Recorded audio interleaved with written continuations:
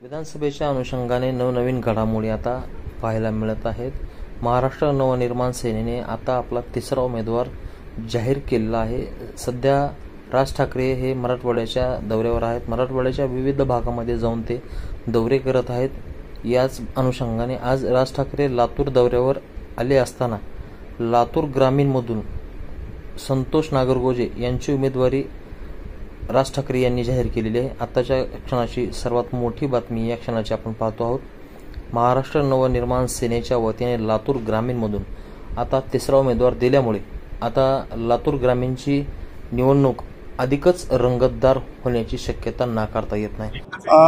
आज माननीय राजसाहेबांनी लातूर ग्रामीण विधानसभा मतदारसंघाच्या बैठकीमध्ये माझ्या आत्तापर्यंतच्या सर्वसामान्य जनतेविषयी, शेतकऱ्यांविषयी मी जे लातूर ग्रामीण आणि पूर्ण महाराष्ट्रामध्ये, मराठवाड्यामध्ये काम केलं आहे त्या कामावरती विश्वास ठेवून आणि या मतदारसंघामध्ये जे संघटन सर्व महाराष्ट्र सैनिकांनी मिळून केलेलं आहे त्याच्यावरती विश्वास ठेवून आज माझी उमेदवारी लातूर ग्रामीण विधानसभा मतदारसंघासाठी माननीय राजसाहेबांनी जाहीर केलेली आहे।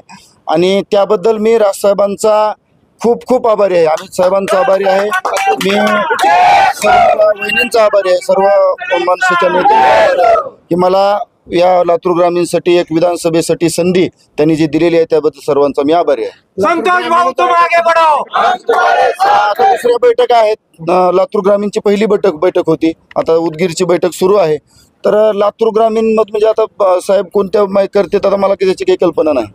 ग्रामीणमध्ये आणखीन खूप काही शेतकऱ्यांचे प्रश्न आहेत, कुठला प्रश्न महत्त्वाचा वाटतो आगामी विधानसभेसाठी? आता शेतकऱ्यांचा तसा तर आता सोयाबीनच्या भावाचा प्रश्न आहे, 4300 रुपये भाव आहे आणि त्या 4300 रुपये भाव म्हणजे शासनानं तसं तर 4992 रुपये हमी भाव जाहीर केला सोयाबीनचा, परंतु 4300 रुपये भाव सोयाबीन परवडतच नाही।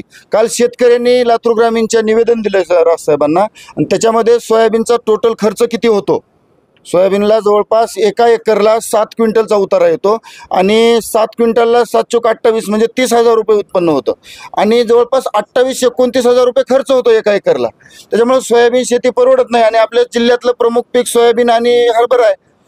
पीक विमा मिळत नाही आहे, कुठंच अनुदान मिळत नाही। रेणापूर तालुका दुष्काळग्रस्त जाहीर झाला, शासन म्हणतंय तालुका दुष्काळग्रस्त आहे, परंतु या विमा कंपनीला तालुका दुष्काळग्रस्त वाटला नाही, त्याच्यामुळे विमा कंपनीनं विमा जाहीर केला नाही। म्हणजे विमा कंपनी लोकांना फसवते पूर्ण तालुक्यामध्ये, जिल्ह्यामध्ये, सगळीकडेच।